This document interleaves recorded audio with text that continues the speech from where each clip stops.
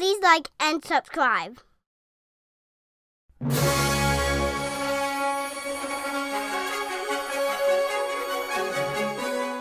Episodes 4 through 6 constituted the second chapter of Season 1, the Aldhani heist. Cassian joined a small rebel cell for a daring theft of Imperial credits. The team included converts, cynics, and criminals, but Cassian couldn't distinguish friend from foe until the bitter end. He grew to hate the mission, and, in truth, Luthen had deceived him to test his resourcefulness. Interesting characters, building tension, unexpected twists. I really enjoyed this arc. What did you take from it? Well, the big takeaways for me for this part, first of all, like we had talked about before, you have all of these disparate people coming together because they're united on some level by a distaste for the Empire, except for the one guy who's clearly trying to game the whole system and steal everything from everybody. But you have Karl Marx there writing his manifesto. You've got the one lady whose family was, butchered by stormtroopers. You've got Val or whatever. She's there for the girlfriend. You've got the lieutenant guy who went native and fell in love with a local girl, and she got killed by the Empire, and then he became disaffected. And then you've got the administrator guy who all his aspiration is to get off the rock. Right? He doesn't want to be there.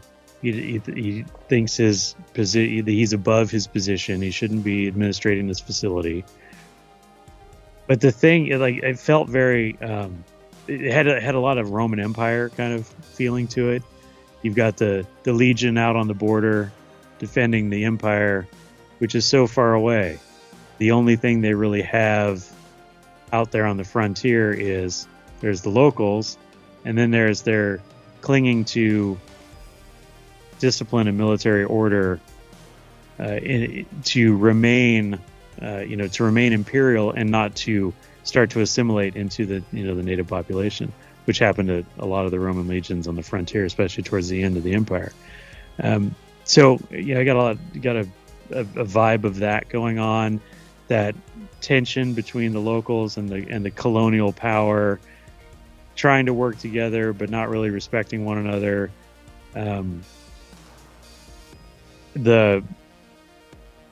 The specter of integration with the local population and what it means to the leadership, at the facility, like the fact that this was forbidden, and that was interesting. The day-to-day operations of the facility,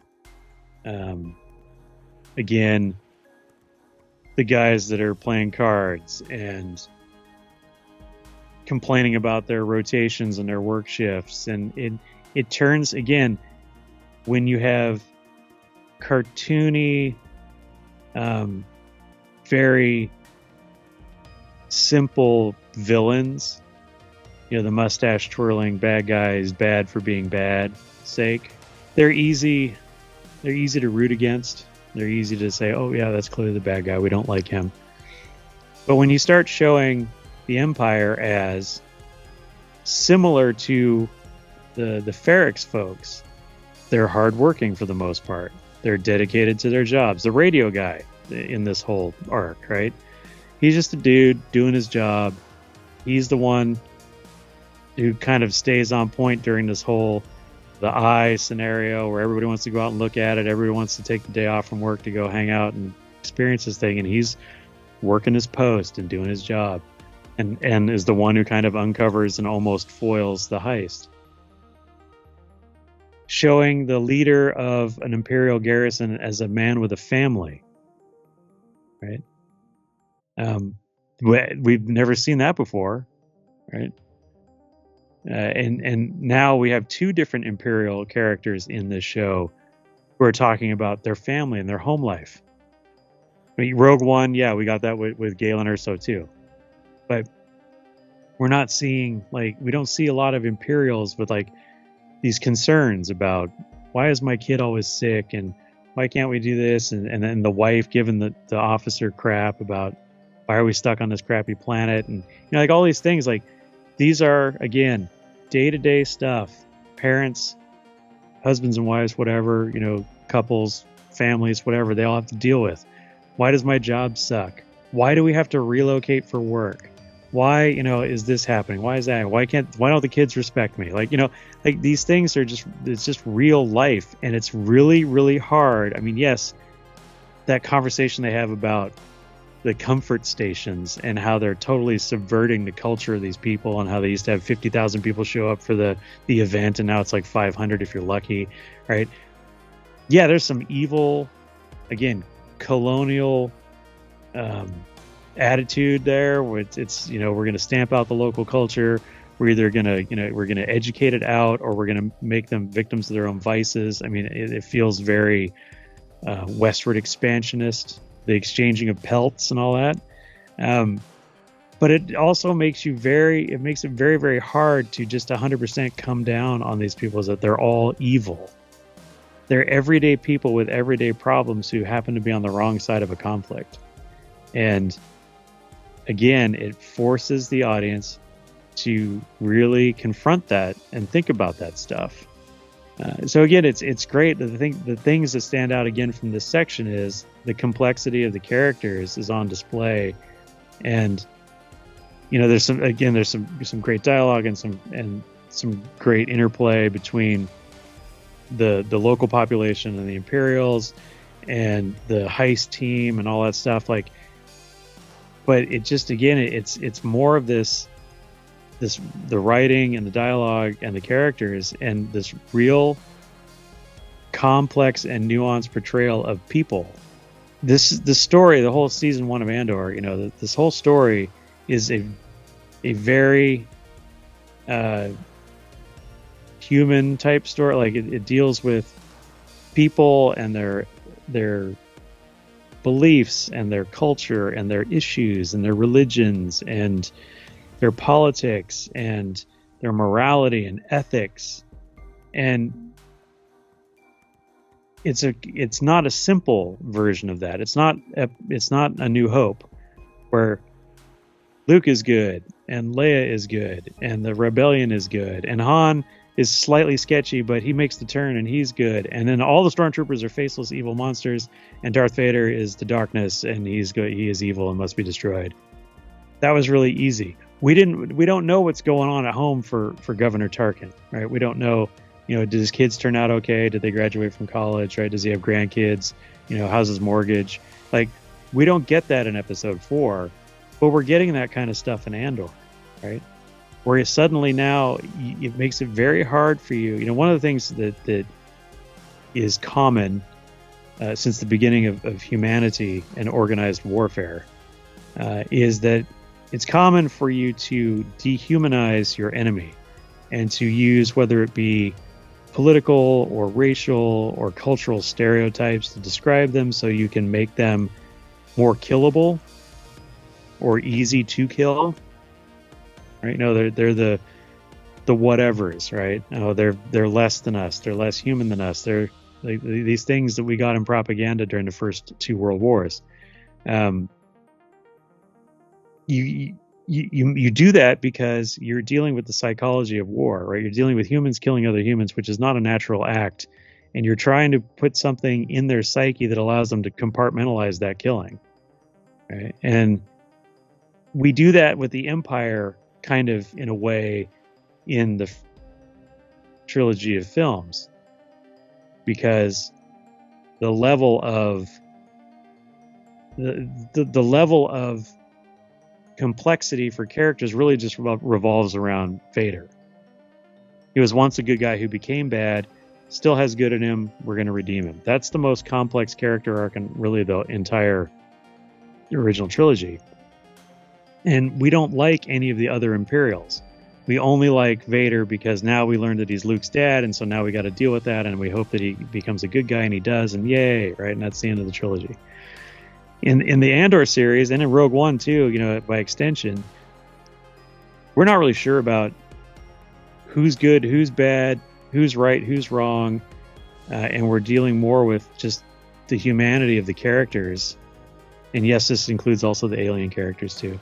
But this humanity, this level of complexity, and this thing where it's like it's easy for you to see where good people can go wrong, where bad people can go good, right? And then having to deal with all of that fallout of all of that. And so again, this another section, but the entire show is this, but this is another section where when they're in camp getting ready, when we're watching the day-to-day workings of the garrison, and then of course the stuff on Coruscant with Mon Mothma sprinkled out throughout all these arcs, right? We're seeing all of this stuff, and so I think it makes it way more believable. Yes, it's science fiction. Yes, it's a galaxy far, far away. Yes, there's somewhere out there's a Jedi, but the point is that this is way more real. The way these characters are developed and written, and the struggles that they all face, and the things and the choices they make, and the actions they take. And again, this whole section really kind of focuses on that because it's an extended heist scene, right? We're going to steal some stuff. Okay, that's not in and of itself is not. I mean, it's exciting, but it's not very edifying or illuminating about what's actually going on. People steal stuff all the time, but understanding all the people involved in it on both sides of the theft, the people that are stealing and the people that are being stolen from, is really what stands out. Agreed. Star Wars rarely features the practical, realistic style of this arc. The premise, stealing credits to finance the rebellion, warrants a separate video. X-Wings didn't pay for themselves, I guess. But unlike The Last Jedi's ham-handed moral relativism, with DJ as spokesperson, Andor managed to avoid ignorance and sanctimony. I view Nemec as Thomas Jefferson, not Karl Marx, despite his use of the word manifesto. He articulated the rebellion's ideology based on Enlightenment philosophy, like Jefferson's Declaration of Independence. I noticed hints and signs of his manifesto throughout Season 1, as if it had ambition but didn't survive the editing process. Perhaps it will influence Season 2. Talk about Nemec's work and any real-world parallels that you see. He's writing a manifesto. Did he tell you? I don't know. I don't think Nemec is necessarily Marxist in the purest sense of the word.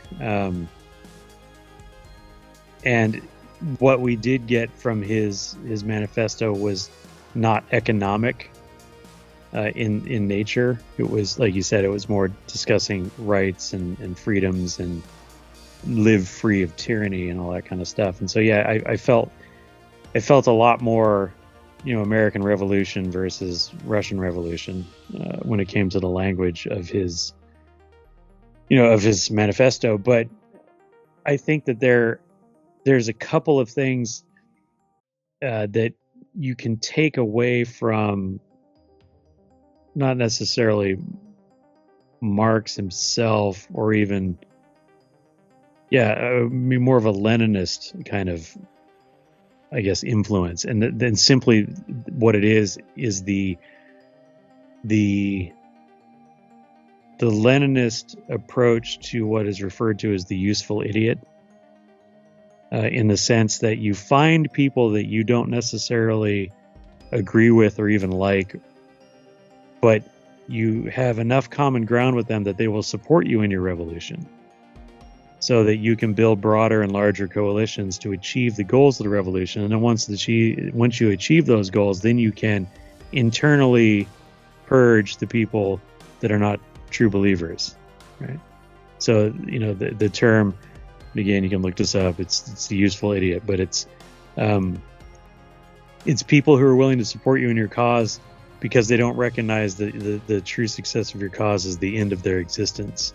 And while I will say it's not that dark in Andor yet. Again, we might see something in Season 2, but the fact that you have so many people with so many different belief systems, and ultimately the fact that we have to create something called the Rebel Alliance, which in the first several movies sounded like a cool name, but now we're actually really understanding what that means. And what it really means is it's not an alliance of, or it's not an alliance of rebels. It's rebels who have allied to fight the Empire.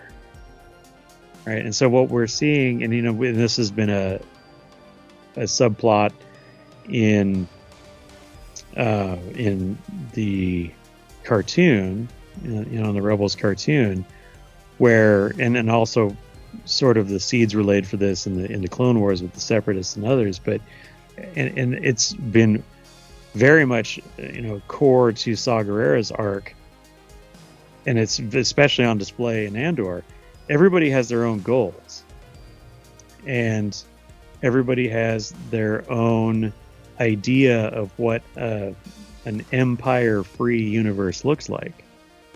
And I think what the guy was trying to lay out in his video was that the Republic, as portrayed in the prequels and in the Clone Wars show, was not necessarily this wonderful, altruistic, beautiful democracy that everybody gives the lip service, right?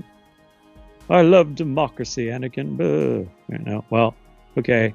Do you really? What was the Republic beforehand? And so, what are we rebelling against? Well, some of us are rebelling against the Empire, like the Empire trademark, the cog and the stormtroopers and whatever. And some of us are rebelling against authoritarianism, which is not just the Empire, right? It could be other governments in the galaxy. It could be the Hutts in the Outer Rim, right? Whatever.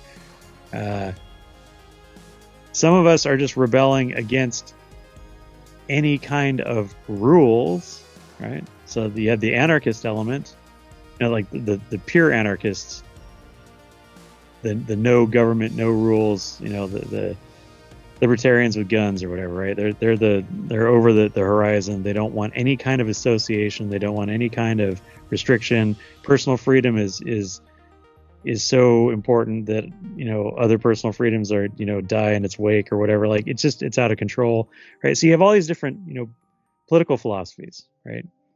You have the philosophy of freedom, and you have the philosophies of justice and equality, and you have all these things, and each group they do a little bit of the buffet, right? I'm a little more on the individual rights over the collective rights. Well, I'm a little more on the collective rights over the individual. Well, I want more justice and less this, and I want less justice and more that, or whatever, right?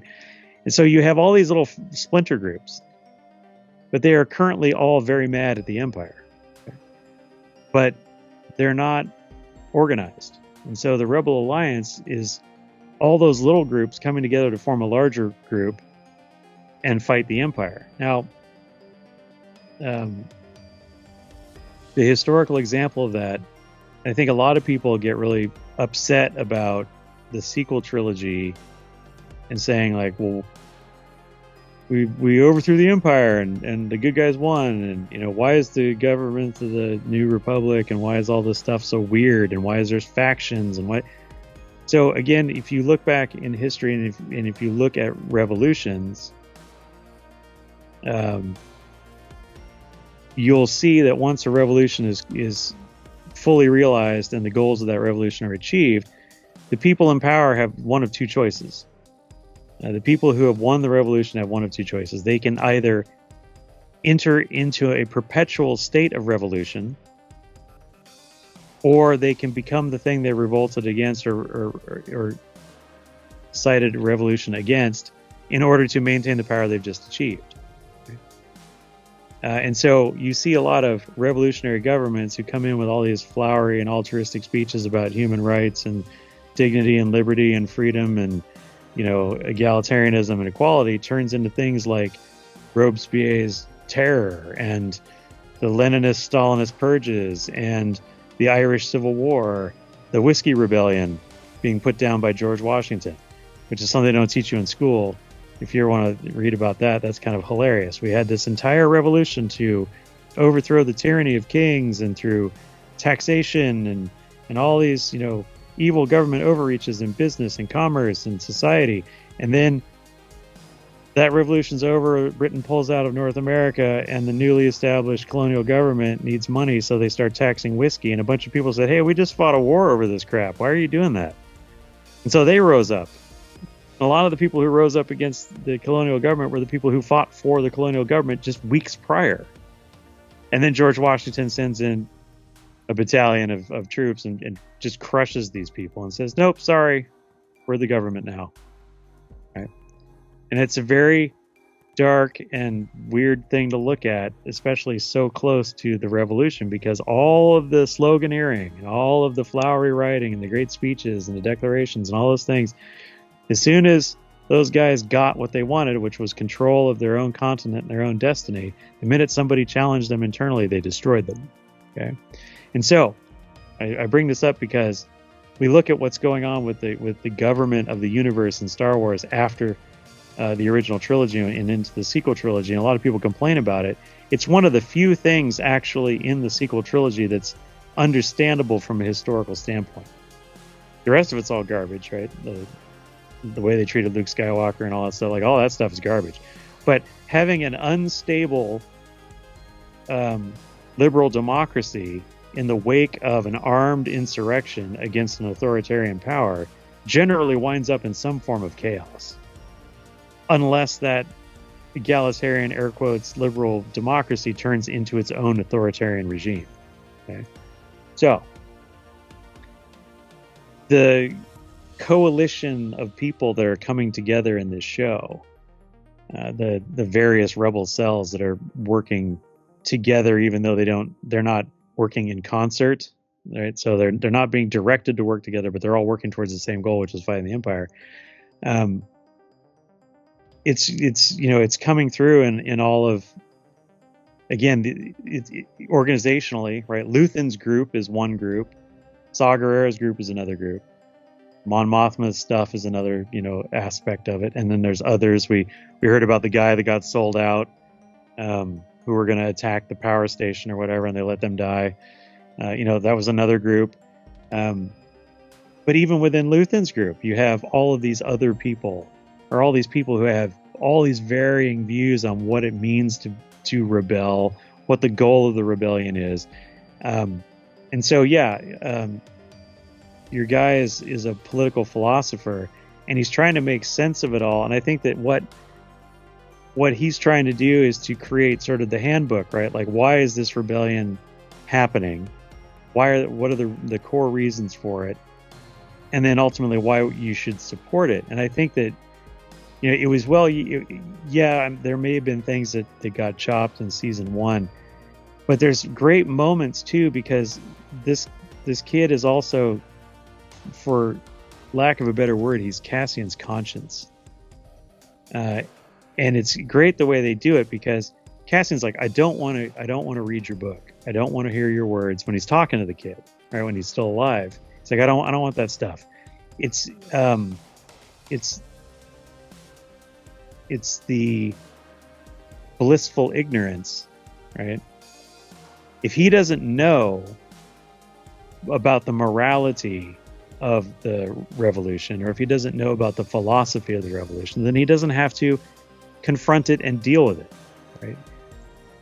Cassian's happy being sort of this not quite good, shady, sketchy, pseudo-anarchist kind of guy, right? I'm gonna do my own thing. I'm gonna make my own way. Rules don't apply to me. Screw you.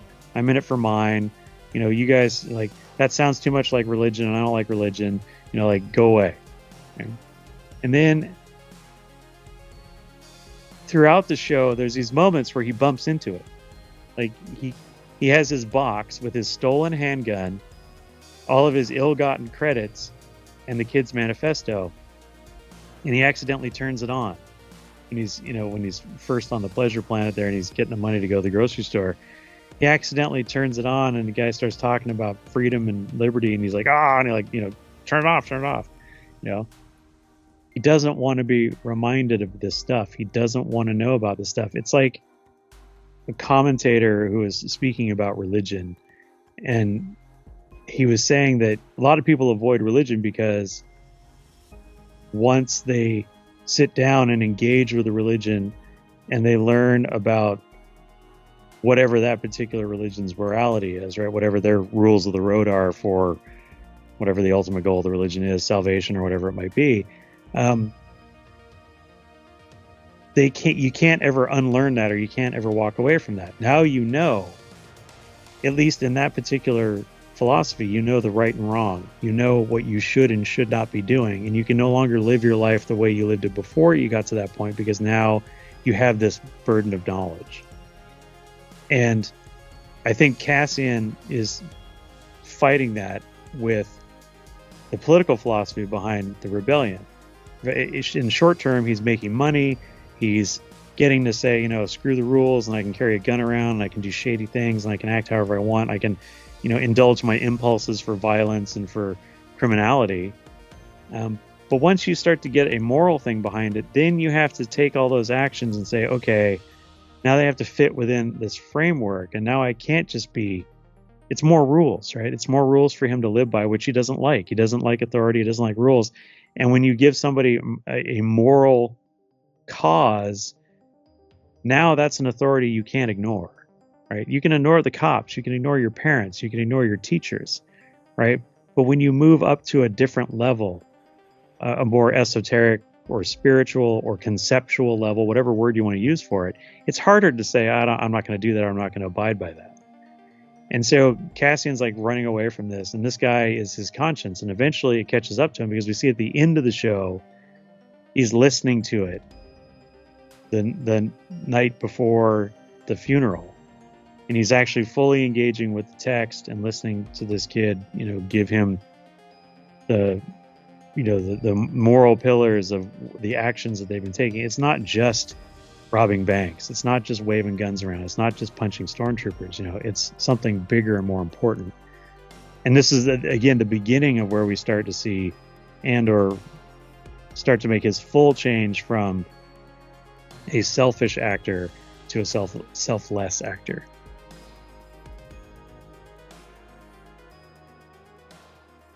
Galactic Initiative is not authorized or endorsed by Lucasfilm Limited. The name Star Wars and all related materials are registered trademarks of Lucasfilm Limited, a subsidiary of the Walt Disney Company, but rights reserved. Galactic Initiative is a registered trademark, and other product and company names are trademarks of their respective holders. Use does not imply affiliation or endorsement.